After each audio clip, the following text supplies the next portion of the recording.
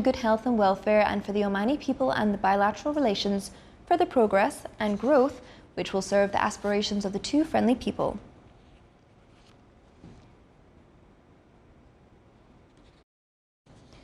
Shabab Oman 2 ship won the International Friendship Award for long sail ship races at Al Hur City in the Kingdom of Denmark. It was the most prestigious award granted to sailing ship. This was the last trip of the vessel in its international journey, Sails of Glory and Peace.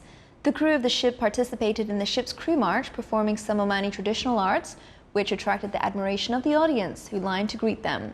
They also took part in other activities of the festival.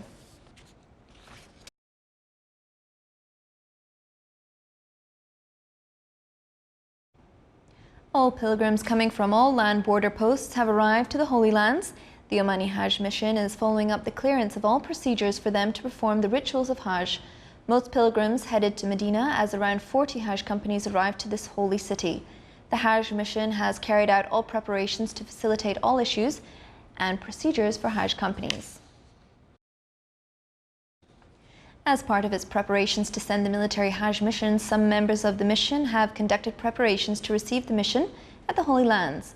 They coordinated with various bodies in Saudi Arabia to facilitate the arrival of the military pilgrims. They hailed the cooperation they received from bodies concerned in Saudi Arabia. The military mission will depart the country next week to the Holy Lands. It is sent annually upon the royal directives of His Majesty Sultan Qaboos, the commander of the armed forces. It consists of a number of personnel of military and security bodies.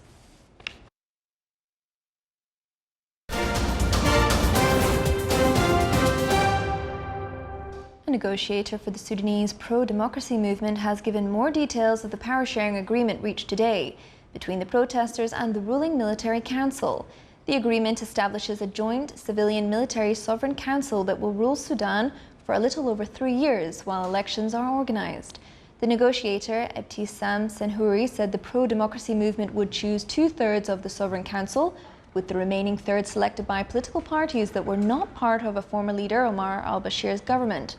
Senhouri said the military would select the defense and interior ministers during the transition period.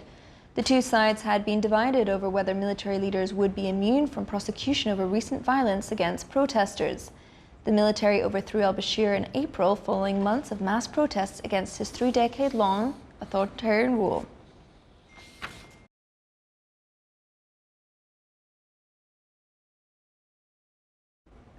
Foreign Minister Mohammad Javad Zarif said today that Iran will take another step to reduce its compliance with a landmark 2015 nuclear deal. Iran has repeatedly said it will reduce its commitment to the nuclear accord in stages and may even withdraw from the pact altogether unless the remaining signatories find ways to shield its economy from U.S. sanctions. Washington pulled out of the deal last year. Last month, Iran threatened to restart deactivated centrifuge and ramp up enrichment of uranium to 20% purity in a move away from the nuclear deal. The United States on Wednesday imposed sanctions on Zarif himself, blocking any property or interests he had in the United States, although Zarif said he had none. He added at a charity event last night that he is proud to be sanctioned by America for defending the rights of the Iranian people. The European Union called on Libya's warring sides to establish a permanent truce and return to UN-led talks to prepare for quick elections. Nearly 1,100 people have been reportedly killed since military strongman Khalifa Haftar, based in eastern Libya, launched an offensive against the capital Tripoli on April the 4th.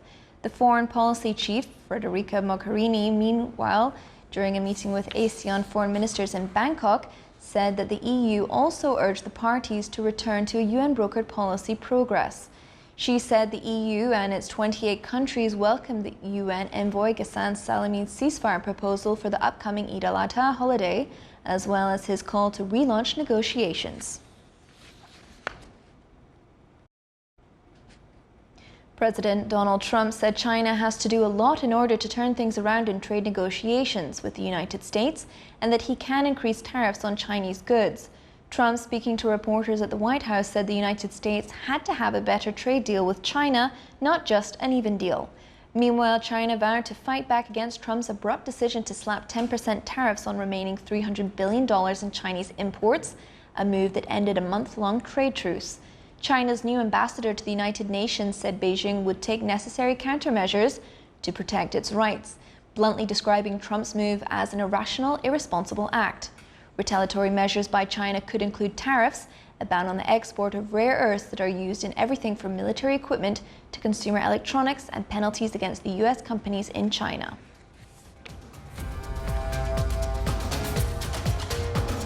Still to come in our news bulletin. Activities of Gulf Scouts camp starts in the Governorate of Dhofar under the theme Scouts and Sustainable Development.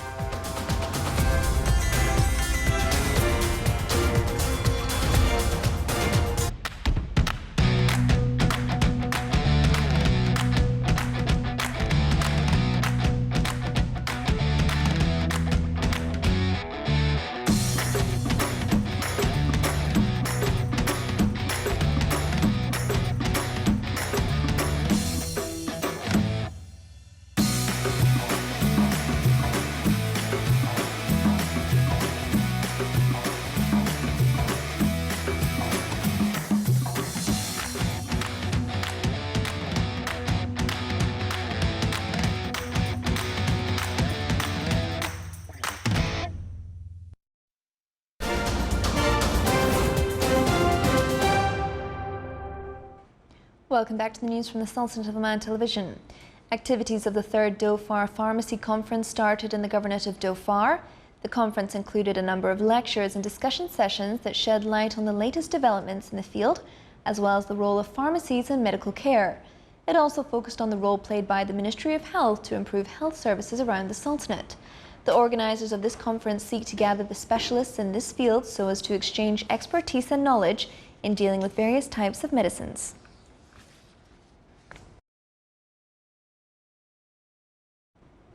The Directorate General for Scouts and Guides in the Governorate of Dhofar organised activities of the Gulf Scouts camp under the theme Scouts and Sustainable Development.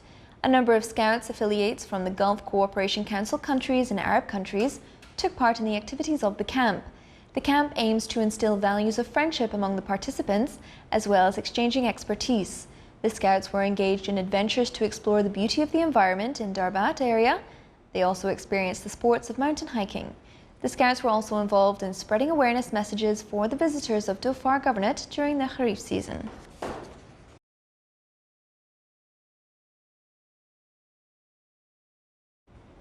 The Information Technology Authority ITA concluded today the 3rd edition of Oman Threat Hunters Competition 2019, which was organised by the ITU Arab Regional Cybersecurity Centre in partnership with SilentSec. Our reporter Salbin Khalfan Al-Rabi has more details in the following report. With the rapid evolution of technology day after another, security threats are on the rise. Hence, to prepare young professionals to combat such threats, the ITU Arab Regional Cybersecurity Center, hosted by the Information Technology Authority and Oman National Computer Emergency Readiness Team, in partnership with SilentSec, organized the National Cybersecurity Competition Threat Hunters 2019. The main outcome of this is that, apart obviously from the fun that the participant will have, is their employability. There is such a shortage of professionals or competent people in this field that someone that managed to win a final or to participate in an event on national, international level will have no problem in finding a job. In fact, it will probably have to choose amongst different options. This year we're introducing a new age category which is considered as a senior, which are from the age of 24 and above, as well as we have the youth category, which are from 16 to 24. 22 contestants participated in the final stage of the competition that focused on ethical hacking, protection of critical infrastructure, malware analysis, and digital forensic analysis. As we know, cybersecurity is a practice for protecting our system, network, and program. I participated for this competition to improve my skills in cybersecurity, and it's like learning new things about cybersecurity. Participating in the competition allows me to learn different cybersecurity skills, and as much as the competition is about cybersecurity, it's also about critical thinking and investigating and putting clues together. In the future, I plan on majoring in computer science and hopefully specializing in cybersecurity. It is worth mentioning that the winners of the competition will represent the Sultanate at the Regional Cybersecurity Conference to be held by the end of October this year. This competition will cultivate the knowledge and skills of the Oman youth against the ever-increasing cybersecurity threats. For the Sultanate of Oman Television, Saleh bin Khalfan al-Rahbi, Muscat.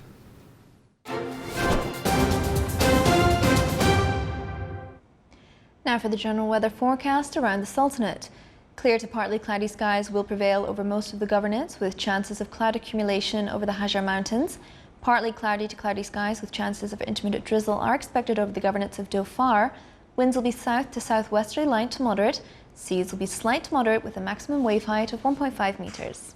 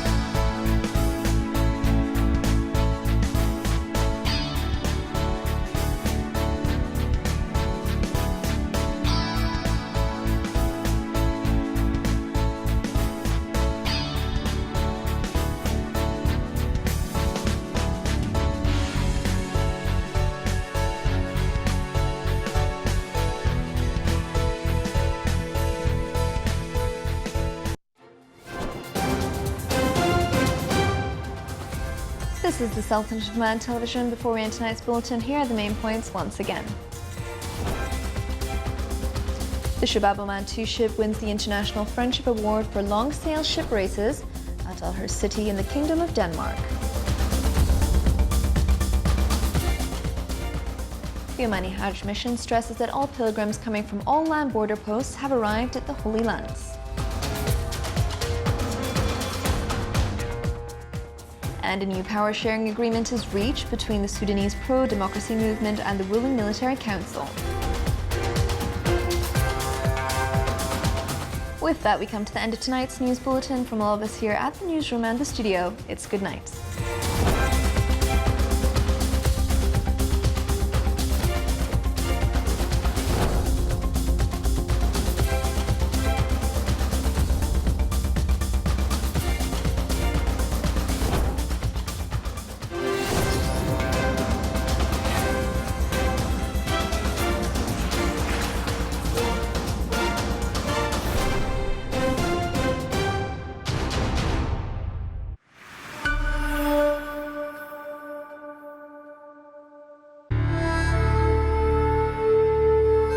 What's your name, darling?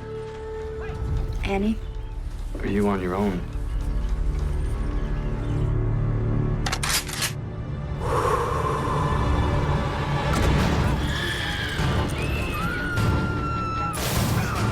Police!